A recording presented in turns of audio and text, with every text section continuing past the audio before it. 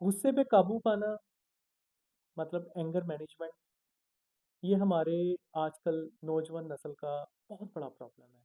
हम लोग छोटी छोटी बातों पे एकदम अपने गुस्से पे बेकाबू हो जाते हैं और जो मुंह में आया कह दिया। और जो भी कह दिया उससे दूसरे का तो एक नुकसान होता है, दूसरा तकलीफ में आता है, दूसरा हर्ट होता है। और एक दूसरा आप खुद भी ज़हनी तौर पर अपने जैसे अपने दिमाग को किसी के हवाले कर देते हो कि वो आपके दिमाग को ड्राइव करे, क्योंकि जब आप गुस्से में आप बेकाबू, आपको पता ही नहीं आप क्या बोल रहे हो। तो ये चीज़ें आजकल बहुत ज़्यादा हमारे यंगस्टर्स फेस कर रहे हैं। हम स्टूडेंट हैं, हम किसी ऑफिस में काम कर रहे हैं, या मतलब कुछ भी, मतलब दोनों सूरतों में हम बहुत से लोगों के साथ घिरे होते हैं। हमारे नेबर्स होते हैं, हमारे बहन भाई होते हैं, हमारे दोस्त होते हैं, हमारे क्लास फेलोज होते हैं, हमारे कलीग्स होते हैं। थोड़ा सा पिक एंड चूज कर लें कि जिन लोगों को चूज करने में आपका इख्तियार है। जैसे फैमिली को आप चूज नहीं कर सकते, आपकी जो बहन है उसने वही रहना है, आपके भाई ने वही रहना है, आपके पेरेंट्स ने वही रहना है, यहाँ पर आपका पिक एंड चूज नहीं है। लेकिन दोस्त आप चूज कर सकते हो, कोलीग्स, क्लास फेलोज, किसके साथ आपने कितना खुलना है ये आप पिक एंड चूज कर सकते हो। तो कोशिश करो सबसे पहले कि जब आप इस तरह की सिचुएशन में आओ, कि जब आपने अपनी सराउंडिंग के लोगों को सिलेक्ट करना है कि आपकी सराउंडिंग में कौन होगा, तो कोशिश करें कि उसमें टॉक्सिक लोगों को थोड़ा अवॉइड करें, क्योंकि this is one of the reason कि आप गुस्से में आ जाते हो। वो आपके साथ ऐसी बात करते हैं, ऐसा एटमोसफेयर क्रिएट करते हैं कि आप गुस्से में आ जाते हो। नॉर्मली ये होता है कि you don't want to talk on some specific topic where there is your failure, you want to forget them. लेकिन वो रिपीटेडली उस टॉपिक पे बात करना चाहेंगे, ताकि आप जो है थोड़ा सा टॉक्सिक सिचुएशन में आओ और अपने गुस्से का इजहार करो, और ये उनकी जीत है और आपकी हार है। आप तो मुंह में जो आता है बोल देते हो, लेकिन इसमें वो जीत जाते हैं और आप हार जाते हो। तो थोड़ा सा पिक एंड चूज करो इस मामले में। पिक एंड चूज ये नहीं कि आप किसी को मतलब अवॉइड कर दो, मतलब सिर्फ ये कि आपने किसके साथ कितना ओपन होना है, अपने बारे में किसी को कितना बताना है, कि वो आपसे कितना क्वेश्चन बैक कर सके। दूसरी चीज एक्सपेक्टेशंस। एक्सपेक्टेशंस का ना होना आपको गुस्से में मुब्तला कर सकता है।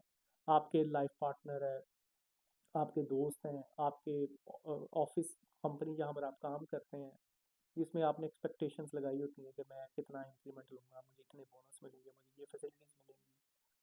वो नहीं होता, क्योंकि कंपनी तो वो करना है जो जिसमें कंपनी का फ़ायदा है, क्योंकि कंपनी कमर्शियल सेंटर है, उसका काम पैसा कमाना है। ठीक है? तो हम सोच रहे होते हैं कि जैसा मैं सोच रहा हूँ, मेरी कंपनी भी वैसे ही सोचे।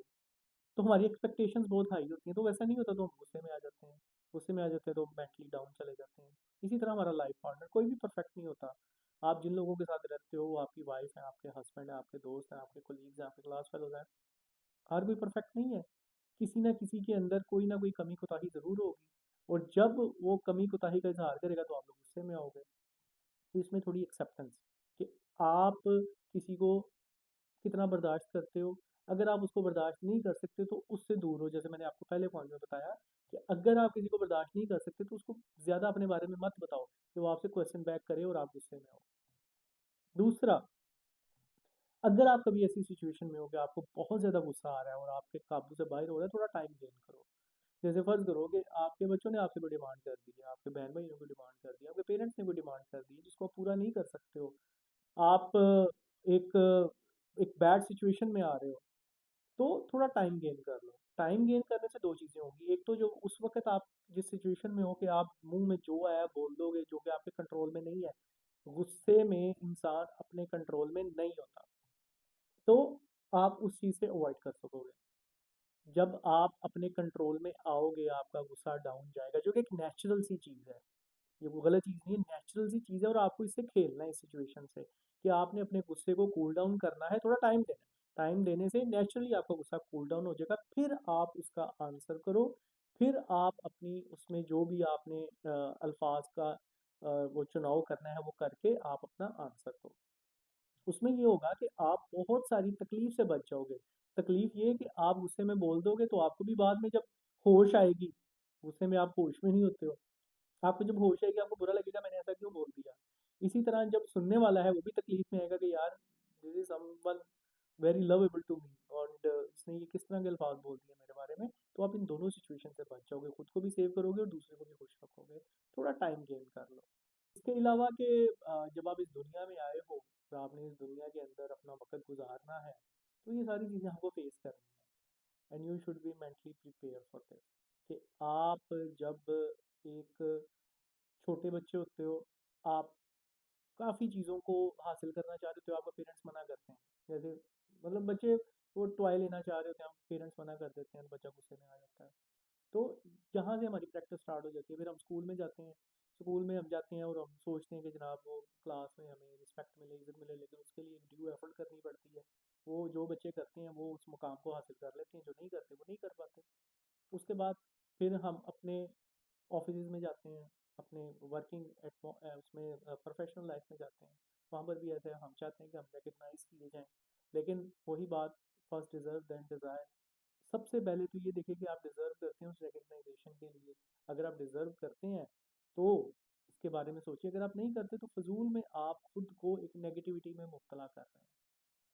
और बाज़ ज़ात ऐसा होता है कि हमारी कुछ ऐसी सिचुएशन, हमारे कुछ ऐसे यंगस्टर्स, कुछ ऐसे लोग होते हैं कि जो नेगेटिव बहुत सोचते हैं और इसलिए हर वक्त गुस्से में रहते हैं। हर चीज़ को एक रीज़न दे देते हैं अपनी बदनसीबी की, बदकिस्मती की, साजिशों की, दूसरों की साजिशों की, कि मेरे साथ ये गलत हुआ, दूसरे की साजिश है। और हर वक्त एक गुस्से में, एक टॉक्सिक सिचुएशन में रहते हैं। उनके लिए भी ये सेल्फ मोटिवेशन पे है। और दूसरा ये कि टॉक्सिक जो है वो लोग नहीं होते हैं। एक और बात मैं आपको ऐड कर दूं, टॉक्सिक लोग नहीं होते हैं, टॉक्सिक आपका अपना जहन होता है। कि आप उन टॉक्सिक लोगों को एक्सेप्ट कैसे कर रहे हैं अपनी लाइफ में। ये आपके इख्तियार में है ना, उनसे अलग होना, उनको दूर करना, उनसे दूर रहना। तो आप कर दें। आप क्यों खुद से इन्वॉल्व हो रहे हैं और उस टॉक्सिक सिचुएशन में जा रहे हैं। तो ये इस तरह की सिचुएशन जिसमें आप नेगेटिव रहते हैं हर वक्त, उसमें है थोड़ा सा सेल्फ मोटिवेट हों, खुद को बेहतर करें। और सेल्फ मोटिवेशन के लिए बेहतरीन फार्मूला है सेल्फ कॉन्फिडेंस।